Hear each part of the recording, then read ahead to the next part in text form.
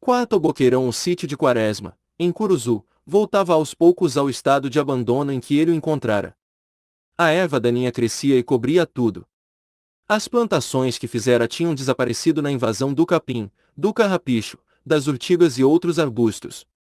Os arredores da casa ofereciam um aspecto desolador, apesar dos esforços de Anastácio, sempre vigoroso e trabalhador na sua forte velhice africana, mas baldo de iniciativa, de método, de continuidade no esforço. Um dia capinava aqui, noutro dia ali, outro pedaço, e assim ia saltando de trecho em trecho, sem fazer trabalho que se visse, permitindo que as terras e os arredores da casa adquirissem um aspecto de desleixo que não condizia com o seu trabalho efetivo. As formigas voltaram também, mais terríveis e depredadoras, vencendo obstáculos, devastando tudo, restos de seara, brotos de fruteiras, até os araçazeiros depenavam, com uma energia e bravura que sorriam aos fracos expedientes da inteligência crestada do antigo escravo, incapaz de achar meios eficazes de batê-las ou afugentá-las. Entretanto ele cultivava. Era a sua mania, o seu vício, uma teimosia de caduco. Tinha uma horta que disputava diariamente as saúvas, e como os animais da vizinhança a tivessem um dia invadido, ele a protegeu pacientemente com uma cerca de materiais mais inconcebíveis, latas de querosene desdobradas, caibros bons, folhas de coqueiros, tábuas de caixão, não obstante ter a mão bambus à vontade. Na sua inteligência havia uma necessidade do tortuoso, do aparentemente fácil, e em tudo ele punha esse jeito de sua psique, tanto no falar, com grandes rodeios, como nos canteiros que traçava, irregulares, maiores aqui, menores ali, fugindo à regularidade, ao paralelismo, à simetria, com um horror artístico. A revolta tinha tido sobre a política local efeito pacificador. Todos os partidos se fizeram dedicadamente governistas, de forma que, entre os dois poderosos contendores, o Dr. Campos e o Tenente Antonino, houve um traço de união que os reconciliou e os fez entenderem-se. Ao osso que ambos disputavam encarniçadamente, chegou um outro mais forte que pôs em perigo a segurança de ambos e eles se puseram em expectativa, um instante unidos. O candidato foi imposto pelo governo central e as eleições chegaram. É um momento bem curioso esse das eleições na roça. Não se sabe bem de onde saem tantos tipos exóticos. De tal forma são eles esquisitos que se pode mesmo esperar que apareçam calções e bofes de renda, espadins e gibão. Há sobrecasacas de cintura, há calças boca de sino, há chapéus de seda, todo um museu de indumentária que aqueles roceiros vestem e por um instante fazem viver por entre as ruas esburacadas e estradas poeirentas das vilas e lugarejos. Não faltam também os valentões, com calças bombachas e grandes bengalões de pequiá, à espera do que der e vier. Para a monótona vida que levava a Dona Adelaide, esse desfile de manequins de museu, por sua porteira, em direção à sessão eleitoral que lhe ficava nas proximidades, foi um divertimento. Ela passava longos e tristes dias naquele isolamento. Fazia-lhe companhia desde muito a mulher de Felizardo, assim a Chica, uma velha cafusa, espécie de Medéia esquelética, cuja fama de rezadeira pairava por sobre todo o município. Não havia quem como ela soubesse rezar dores, cortar febres. 92. Curar cobreiros e conhecesse os efeitos das ervas medicinais, a língua de vaca, a silvina, o cipó-chumbo, toda aquela drogaria que crescia pelos campos, pelas capoeiras, e pelos troncos de árvores. Além desse saber que a fazia estimada e respeitável, tinha também a habilidade de assistir partos. Na redondeza, entre a gente pobre e mesmo remediada, todos os nascimentos se faziam aos cuidados de suas luzes. Era de ver como pegava uma faca e agitava o pequeno instrumento doméstico em cruz, repetidas vezes, sobre a sede da dor ou da tarefa, rezando em voz baixa, balbuciando preces que afugentavam o espírito maligno que estava ali. Contavam-se dela milagres, vitórias extraordinárias, denunciadoras do seu estranho poder quase mágico, sobre as forças ocultas, que nos perseguem ou nos auxiliam. Um dos mais curiosos, e era contado em toda parte e a toda hora, consistia no afastamento das lagartas. Os vermes haviam dado num feijoal, aos milheiros, cobrindo as folhas e os colmos. Proprietário já desesperava e tinha tudo por perdido quando se lembrou dos maravilhosos poderes de Sinhá Chica. A velha lá foi. Pôs cruzes de gravetos pelas bordas da roça, assim como se fizesse uma cerca de invisível material que nelas se apoiasse, deixou uma extremidade aberta e colocou-se na oposta a rezar. Não tardou o milagre a verificar-se. Os vermes, num rebanho moroso e serpejante, como se fossem tocados pela vara de um pastor, foram saindo na sua frente, devagar, aos 2, aos 4, aos 5, aos 10, aos 20, e um só não ficou. O doutor Campos não tinha absolutamente nenhuma espécie de ciúme dessa rival. Armou-se de um pequeno desdém pelo poder sobre-humano da mulher, mas não apelou nunca para o arsenal de leis, que vedava o exercício de sua transcendente medicina. Seria impopularidade, ele era político. No interior, e não é preciso afastar-se muito do Rio de Janeiro, as duas medicinas coexistem sem raiva e ambas atendem às necessidades mentais e econômicas da população. A da Sinhá Chica, quase grátis, ia ao encontro da população pobre, daquela em cujos cérebros, por contágio ou herança, ainda vivem os manitus e manipansos, sujeitos a fugirem aos exorcismos, benzeduras e fumigações. A sua clientela, entretanto, não se resumia só na gente pobre da terra, ali nascida ou criada, havia mesmo recém-chegados de outros ares, italianos, portugueses e espanhóis, que se socorriam da sua força sobrenatural, não tanto pelo preço ou contágio das crenças ambientes, mas também por aquela estranha superstição europeia de que todo o negro ou gente colorida penetra e é sagaz para descobrir as coisas malignas e exercer a feitiçaria. Enquanto a terapêutica fluídica ou herbácea de Sinhá Chica atendia aos miseráveis, aos pobretões, a do Dr. Campos era requerida pelos mais cultos e ricos, cuja evolução mental exigia a medicina regular e oficial. Às vezes, onde um grupo passava para o outro, era nas moléstias graves, nas complicadas, nas incuráveis, quando as ervas e as rezas da milagrosa nada podiam os xaropes e pílulas do doutor eram impotentes. Sinhá Chica não era lá uma companheira muito agradável. Vivia sempre mergulhada no seu sonho divino, abismada nos misteriosos poderes dos feitiços, sentada sobre as pernas cruzadas, olhos baixos, fixos, de fraco brilho, parecendo esmalte de olhos de múmia, tanto ela era encarquilhada e seca. Não esquecia também os santos, a Santa Madre Igreja, os mandamentos, as orações ortodoxas, embora não soubesse ler, era forte no catecismo e conhecia a história sagrada aos pedaços, aduzindo a eles interpretações suas interpolações pitorescas. Com o Apolinário, o famoso capelão das ladainhas, era ela o forte poder espiritual da terra. O vigário ficava relegado a um papel de funcionário, espécie de oficial de registro civil, encarregado dos batizados e casamentos, pois toda a comunicação com Deus e o invisível se fazia por intermédio de Sinhá Chica ou do Apolinário. É de dever falar em casamento, mas bem podiam ser esquecidos, porque a nossa gente pobre faz uso reduzido de tal sacramento e a simples mancebia, por toda a parte, substitui a solene instituição católica. 93. Felizardo, o marido dela, aparecia pouco em casa de Quaresma, e se aparecia, era à noite, passando os dias pelos matos com medo do recrutamento e logo que chegava indagava da mulher se o barulho já tinha acabado. Vivia num constante pavor, dormia vestido, galgando a janela e embrenhando-se na capoeira, a menor bulha ouvida. Tinham 2 filhos, mas que tristeza de gente! Ajuntavam à depressão moral dos pais uma pobreza de vigor físico e uma indolência repugnante.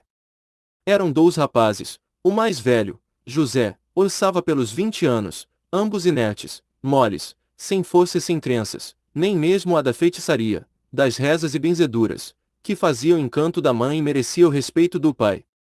Não houve quem os fizesse aprender qualquer coisa e os sujeitasse a um trabalho contínuo. De quando em quando, assim de 15 em 15 dias, faziam uma talha de lenha e vendiam ao primeiro taverneiro pela metade do valor. Voltavam para casa alegres, satisfeitos, com um lenço de cores vivas, um vidro de água de colônia, um espelho, bugigangas que denunciavam ainda neles gostos bastante selvagens.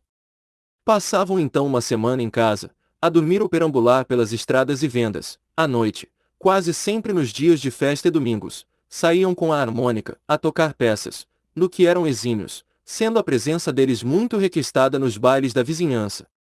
Embora seus pais vivessem em casa de Quaresma, raramente lá apareciam, e se o faziam, era porque de todo não tinham que comer. Levavam o descuido da vida, a imprevidência, a ponto de não terem medo do recrutamento. Eram, entretanto, capazes de dedicação, de lealdade e bondade, mas o trabalho continuado, todo dia, repugnava-lhes a natureza, como uma pena ou castigo. Essa atonia da nossa população, essa espécie de desânimo doentio, de indiferença nirvanesca por tudo e todas as coisas secam de uma caligem de tristeza desesperada a nossa raça e tira-lhe o encanto, a poesia e o viço sedutor de plena natureza. Parece que nenhum dos grandes países oprimidos, a Polônia, a Irlanda, a Índia apresentará o aspecto catalético do nosso interior. Tudo aí dorme, cochila, parece morto, naqueles a revolta, a fuga para o sonho, no nosso. Ó! Dorme-se! A ausência de Quaresma trouxera para o seu sítio essa atmosfera geral da roça. O sossego parecia dormir, dormir de encantamento, à espera que o príncipe o viesse despertar. Máquinas agrícolas, que não haviam ainda servido, enferrujavam com a etiqueta da casa. Aqueles arados de ponta de aço, que tinham chegado com a relva reluzente, de um brilho azulado e doce, estavam hediondos e morriam de tédio no abandono em que jaziam, bracejando angustiosamente para o céu mudo. De manhã, não se ouvia mais o cacarejar das aves no galinheiro, o esvoaçar dos pombos, todo esse hino matinal de vida, de trabalho, de fartura não mais se casava com as auroras rosadas e com o chioreio álacre do passaredo, e ninguém sabia ver as paineiras em flor, com as suas lindas flores rosadas e brancas que, a espaços, caíam docemente como aves feridas. Dona Adelaide não tinha nem gosto nem atividade para superintender aqueles serviços e fruir a poesia da roça. Sofria com a separação do irmão e vivia como se estivesse na cidade. Comprava os gêneros na venda e não se incomodava com as coisas do sítio. Ansiava pela volta do irmão, escrevia-lhe cartas desesperadas, às quais ele respondia aconselhando calma, fazendo promessas. A última recebida, porém, tinha de sopetão outro acento, não era mais confiante, entusiástica, traía desânimo, desalento, mesmo desespero. Querida Adelaide, só agora posso responder-te a carta que recebi há quase 2 semanas. Justamente quando ela me chegou às mãos, acabava de ser ferido, ferimento ligeiro é verdade, mas que me levou à cama e tratar-me a uma convalescença longa. Que combate, minha filha! Que horror! Quando me lembro dele, passo as mãos pelos olhos como para afastar uma visão má. Fiquei com um horror à guerra que ninguém pode avaliar. Uma confusão, um infernal zunir de balas. Chorões sinistros, imprecações, e tudo isto no seio da treva profunda da noite. Houve momentos que se abandonaram as armas de fogo, batíamos-nos a baioneta, a coronhadas, a machado, a facão. Filha, um combate de trogloditas, uma coisa pré-histórica. Eu duvido, duvido da justiça disso tudo, duvido da sua razão de ser, duvido que seja certo e necessário ir tirar do fundo de 94. Nós todos a ferocidade adormecida, aquela ferocidade que se fez e se depositou em nós nos milenários combates com as feras, quando disputávamos a terra a elas. Eu não vi homens de hoje, vi homens de Cro-Magnon, do Neandertal armados com machados de sílex, sem piedade, sem amor, sem sonhos generosos, a matar, sempre a matar. Este teu irmão que estás vendo também fez das suas, também foi descobrir dentro de si muita brutalidade, muita ferocidade, muita crueldade. Eu matei, minha irmã, eu matei. E não contente de matar, ainda descarreguei um tiro quando o inimigo arquejava a meus pés. Perdoa-me. Eu te peço perdão, porque preciso de perdão e não sei a quem pedir, a que Deus, a que homem, a alguém enfim. Não imaginas como isto faz-me sofrer. Quando caí embaixo de uma carreta, o que doía não era a ferida, era a alma, era a consciência, e Ricardo, que foi ferido e caiu ao meu lado, a gemer e pedir, capitão, meu gorro, meu gorro.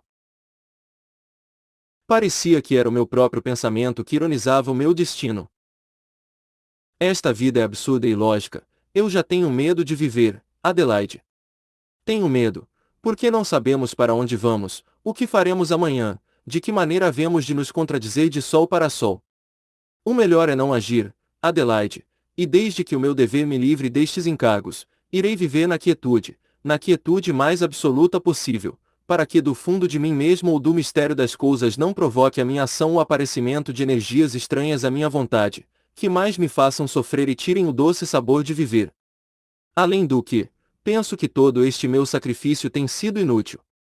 Tudo o que nele pus de pensamento não foi atingido, e o sangue que derramei, e o sofrimento que vou sofrer toda a vida foram empregados, foram gastos, foram estragados, foram vilipendiados e desmoralizados em prol de uma tolice política qualquer. Ninguém compreende o que quero, ninguém deseja penetrar e sentir, passo por doido, tolo. Maníaco e a vida se vai fazendo inexoravelmente com a sua brutalidade e fealdade.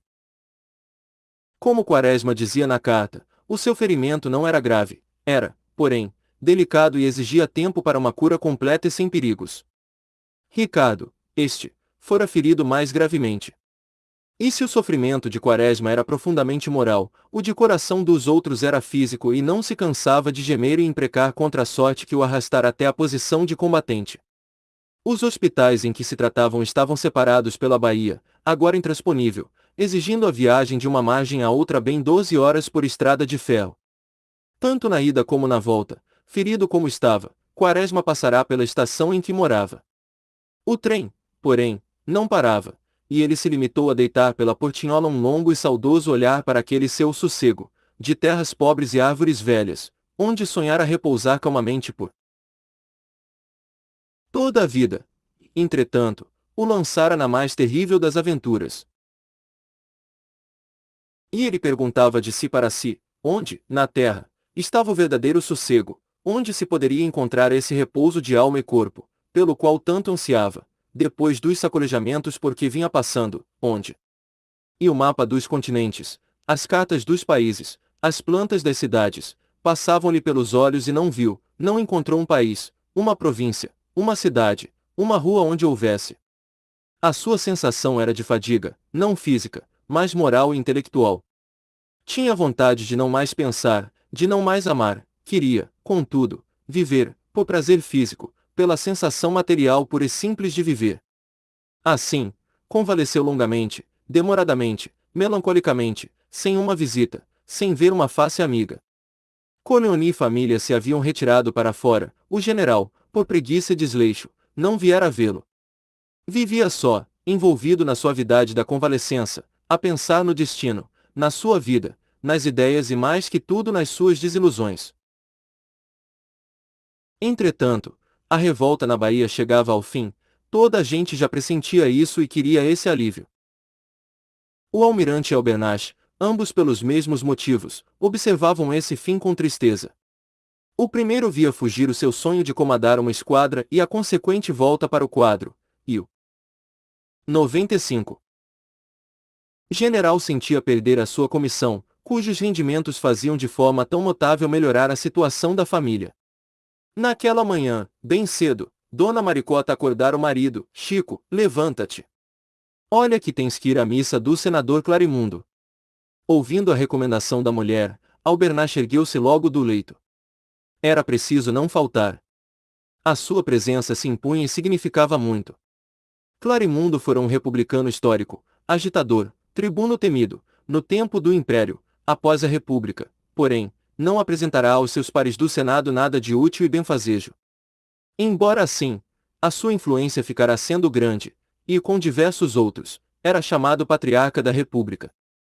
Há nos próceres republicanos uma necessidade extraordinária de serem gloriosos e não esquecidos pelo futuro, a que eles se recomendam com teimoso interesse. Clarimundo era um desses próceres e, durante a comoção, não se sabia bem porquê, o seu prestígio cresceu e já se falava nele para substituir o Marechal. Albernaz conhecera-o vagamente, mas assistir. A sua missa era quase uma afirmação política. A dor da morte da filha já se esvaíra muito na sua memória. O que o fazia sofrer era aquela semivida da moça, mergulhada na loucura e na moléstia. A morte tem a virtude de ser brusca, de chocar, mas não corroer, como essas moléstias duradouras nas pessoas amadas, passado que é o choque, vai ficando em nós uma suave recordação do ente querido, uma boa fisionomia sempre presente aos nossos olhos. Dava-se isso com Albernaz e a sua satisfação de viver e a sua jovialidade natural foram voltando insensivelmente. Obediente à mulher, preparou-se, vestiu-se e saiu. Conquanto se estivesse ainda em plena revolta, esses ofícios fúnebres se faziam nas igrejas do centro da cidade. O general chegou a tempo e à hora. Havia uniformes e cartolas e todos se comprimiam para assinar as listas de presença. Não tanto que quisessem atestar à família do morto esse ato delicado, dominava-os, além disso, a esperança de ter os nomes nos jornais. Albernaz não deixou de atirar-se também a uma das listas que andavam pelas mesas da sacristia, e, quando ia assinar, alguém lhe falou. Era o almirante. A missa ia começar, mas ambos evitaram entrar na nave cheia, e ficaram a um vão da janela, na sacristia, conversando. Então acaba breve, hein? Dizem que a esquadra já saiu de Pernambuco. Fora Caldas quem falará primeiro, e a resposta do general fê-lo sorrir irônico dizendo, enfim a Bahia está cercada de canhões, continuou o general, após uma pausa, e o marechal vai intimá-los a renderem-se. Já era tempo, fez Caldas. Comigo, a coisa já estava acabada levar quase 7 meses para dar cabo de os calhambeques, você exagera, Caldas, a coisa não era tão fácil assim. E o mar? Que fez, a esquadra tanto tempo no Recife, você não me dirá. Ah! Se fosse com este seu criado, tinha logo partido e atacado. Sou pelas decisões prontas. O padre, no interior da igreja, continuava a pedir a Deus repouso para a alma do senador Clarimundo. O místico cheiro de incenso vinha até eles e o votivo perfume, votivo ao Deus da paz e da bondade, não os demovia dos seus pensamentos guerreiros. Entre nós, aduziu Caldas, não há mais gente que preste. Isto é um país perdido, acaba a colônia inglesa. Coçou nervoso um dos favoritos e esteve um instante a olhar o ladrilho do chão. Albernaz avançou, meio sarcástico, agora não, agora a autoridade está prestigiada, consolidada, e uma era de progresso vai abrir-se para o Brasil. Qual o quê? Onde é que você viu um governo mais baixo, Caldas? 96. Onde é que se viu um governo que não aproveita as aptidões, abandona-as, deixa-as por aí vegetar? Dá-se o mesmo com as nossas riquezas naturais, jazem por aí à toa. A sineta soou e olharam um pouco a nave cheia. Pela porta, via-se uma porção de homens, todos de negro, ajoelhados, contritos, batendo nos peitos, a confessar de si para si, meia culpa, meia máxima culpa. Uma réstia de sol coava-se por uma das aberturas do alto e resplandecia sobre algumas cabeças. Insensivelmente, os dous, na sacristia, levaram a mão ao peito e confessaram também, meia culpa, meia máxima culpa. A missa veio a acabar e ambos entraram para o abraço da pragmática. A nave recendia incenso e tinha um aspecto tranquilo de imortalidade. Todos tinham um grande ar de compunção, amigos, parentes, conhecidos e desconhecidos pareciam sofrer igualmente. Albernaz e Caldas, logo que penetraram no corpo da igreja, apanharam no ar um sentimento profundo e afivelaram-no ao rosto. Genelício também viera, ele tinha o vício das missas das pessoas importantes, dos cartões de pêsames, dos cumprimentos em dias de aniversário. Temendo que a memória não lhe ajudasse, possuía um caderninho onde as datas aniversárias estavam assentadas e as residências também. O índice era organizado com muito cuidado. Não havia sogra, prima, tia, cunhada, de homem importante que, em dia de aniversário, não recebesse os seus parabéns, e, por morte, não o levasse à igreja em missa de 7º dia. O seu traje de luto era de pano grosso, pesado, e, olhando, lembrava-nos logo de um castigo dantesco. Na rua, Genelício escovava a cartola com a manga da sobrecasaca e dizia ao sogro e ao almirante, a coisa está para acabar. Breve, e se resistirem? Perguntou o general. Qual? Não resistem. Corre que já propuseram rendição. É preciso arranjar uma manifestação ao marechal. Não acredito, fez o almirante. Conheço muito Saldanha, é orgulhoso e não se entrega assim. Genelício ficou um pouco assustado com a entonação da voz do seu parente, teve medo que ele falasse mais alto, desse na vista e o comprometesse. Calou-se. Albernaz, porém, avançou, não há orgulho que resista a uma esquadra mais forte. Forte!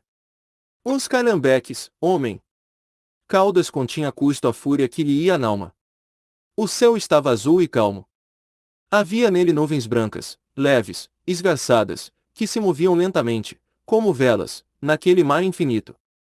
Genelício olhou um pouco e aconselhou, almirante, não fale assim. Olhe que o qual. Não tenho medo. Porcarias, bom, fez Genelício, eu tenho que ir à rua 1º de março e... Despediu-se e saiu com o seu traje de chumbo, curvado, olhando o chão com o seu pince-nez azulado, palmilhando a rua com passo miúdo e cauteloso.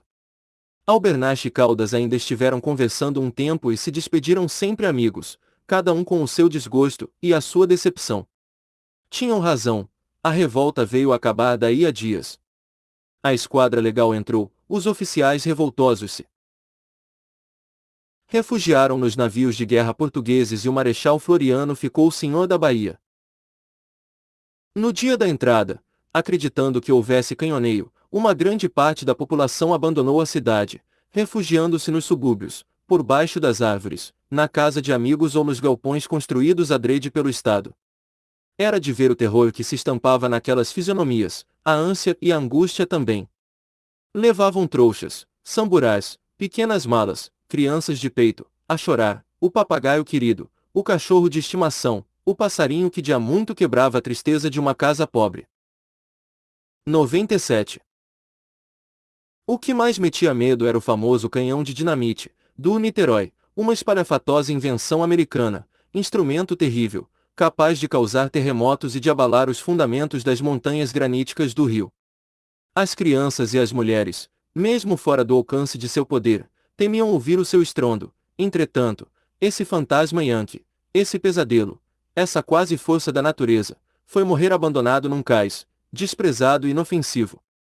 O fim do levante foi um alívio, a coisa já estava ficando monótona e o Marechal ganhou feições sobre-humanas com a vitória.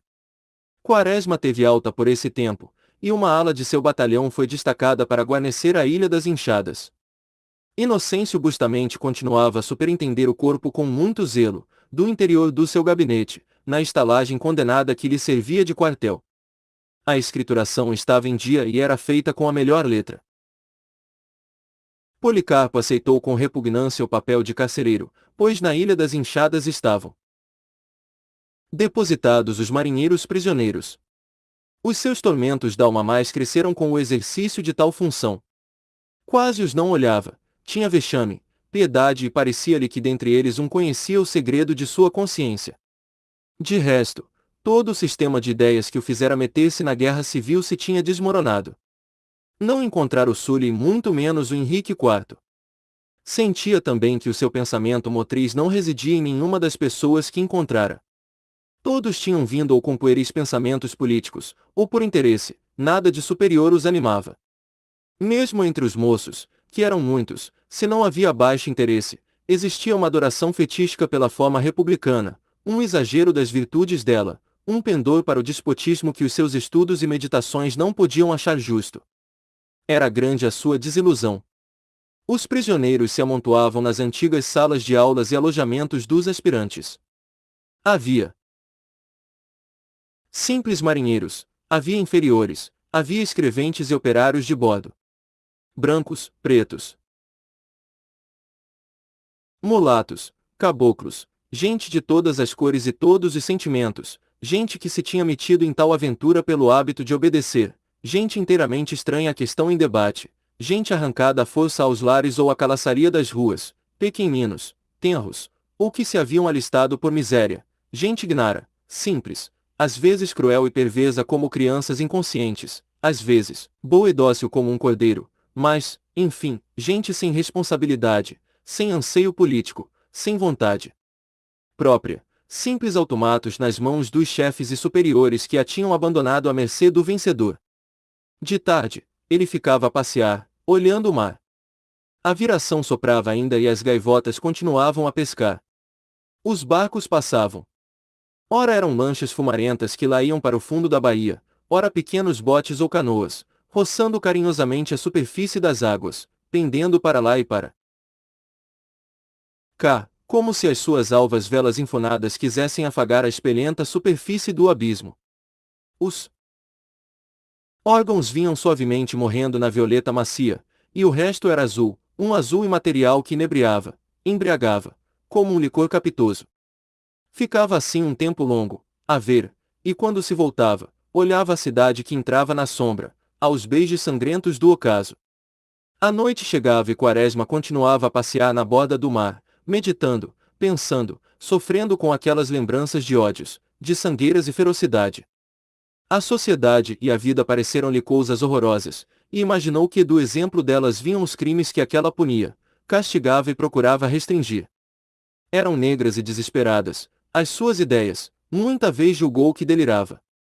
E então se lamentava por estar sozinho, por não ter um companheiro com quem conversar, que lhe fizesse fugir aqueles tristes pensamentos que o assediavam e se estavam transformando em obsessão. Ricardo estava de guarnição na Ilha das Cobras, e mesmo que ali estivesse, os rigores da disciplina não lhe permitiriam uma conversa mais amigável. Vinha a noite inteiramente, e o silêncio e a treva envolviam tudo. 98. Quaresma ainda ficava horas ao ar livre a pensar, olhando o fundo da baía, onde quase não havia luzes que interrompessem a continuidade do negror noturno. Fixava bem os olhos para lá, como se os quisesse habituar a penetrar nas coisas indecifráveis e adivinhar dentro da sombra negra a forma das montanhas, o recorte das ilhas que a noite tinha feito desaparecer. Fatigado, ia dormir. Nem sempre dormia bem, tinha insônia, e se queria ler, a atenção recusava fixar-se e o pensamento vagabundava muito longe do livro. Certa noite em que ia dormindo melhor, um inferior veio acordá-lo pela madrugada. Senhor Major, está aí o homem do Itamaraty. Que homem? O oficial que vem buscar a turma do Boqueirão. Sem atinar bem do que se tratava, levantou-se e foi ao encontro do visitante. O homem já estava no interior de um dos alojamentos. Uma escolta estava à porta. Seguiam-se algumas praças, das quais uma levava uma lanterna que derramava no salão uma fraca luzerna amarelada. A vasta sala estava cheia de corpos, deitados, seminus, e havia todo o íris das cores humanas. Uns roncavam, outros dormiam somente, e quando Quaresma entrou, houve alguém que em sonho gemeu, ai. Cumprimentaram-se, Quaresma e o emissário do Itamaraty, e nada disseram. Ambos tiveram medo de falar. O oficial despertou um dos prisioneiros e disse para as praças, levem este. Seguiu adiante e despertou outro, onde você esteve? Eu, respondeu o marinheiro, na Guanabara. Ah! Patife, acudiu o homem do Itamaraty. Este também. Levem. Os soldados condutores iam até a porta, deixavam o prisioneiro e voltavam. O oficial passou por uma porção deles e não fez reparo, adiante, deu com um rapaz claro, franzino, que não dormia. Gritou então, levante-se. O rapaz ergueu-se tremendo, onde esteve você? Perguntou. Eu era enfermeiro, retrucou o rapaz. Que enfermeiro? Fez o emissário. Levem este também. Mas, seu tenente, deixe-me escrever a minha mãe, pediu o rapaz quase chorando. Que mãe? Respondeu o homem do Itamaraty. Siga. Vá. E assim foi uma dúzia, escolhida a esmo, ao acaso, cercada pela escolta, a embarcar num batelão que uma lancha logo rebocou para fora das águas da ilha. Quaresma não atinou de pronto com o sentido da cena e foi após o afastamento da lancha que ele encontrou uma explicação.